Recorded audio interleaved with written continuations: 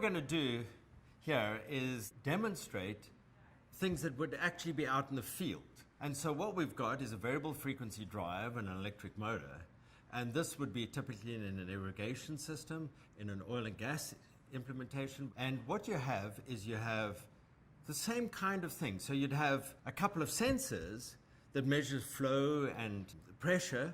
And these typically have 4 to 20 milliamp outputs. And these are 4 to 20 milliamp injectors that you see over here. What you see over here is a little power supply with what we call a last gas battery to be able to provide some power when the AC fails. Because that's the most important thing, is your irrigation system's not working or your oil and gas is not pumping when the AC power has failed. What we have here is the Rattler.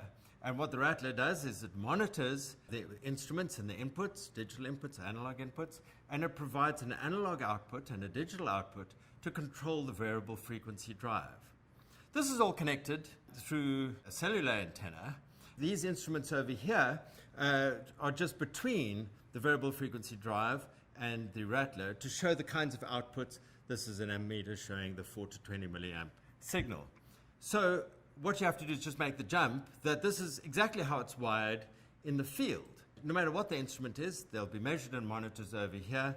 No matter what variable frequency drive is, it'll be monitored over here.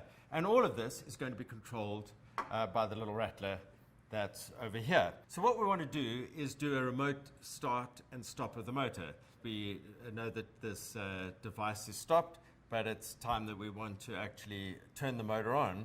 So you go into Glance securely from your browser, which you can do from your phone. I have to enter my thumbprint so I can have a look at the map and pick the device.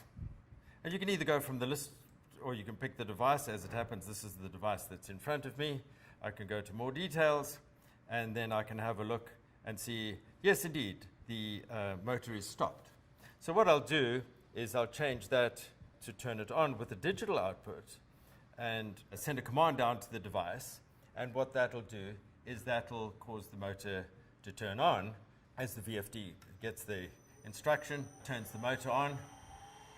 And now it's running at the 60 hertz that I've commanded it to run at. I can refresh my browser. It'll get the status back from the VFD and show here under VFD status that this motor is now running. So you've always got this real-time command and control, but also real-time status. Obviously, if the VFD had a fault because of an overload or whatever, then it would cause an alarm on your phone, and so you'd be able to immediately go and have a look at it. Likewise, I can change the speed. The pressures are too high. I want to lower it to 15 hertz. Press the blue button. It says pending while it loads that down into the device and changes the speed of the motor, and it lowers the speed of the motor down to 15 hertz as I've commanded it from Glance. And that's how simple it is with a simple device, integrated cellular connectivity, cloud software, and your phone. You can monitor and control anything from anywhere.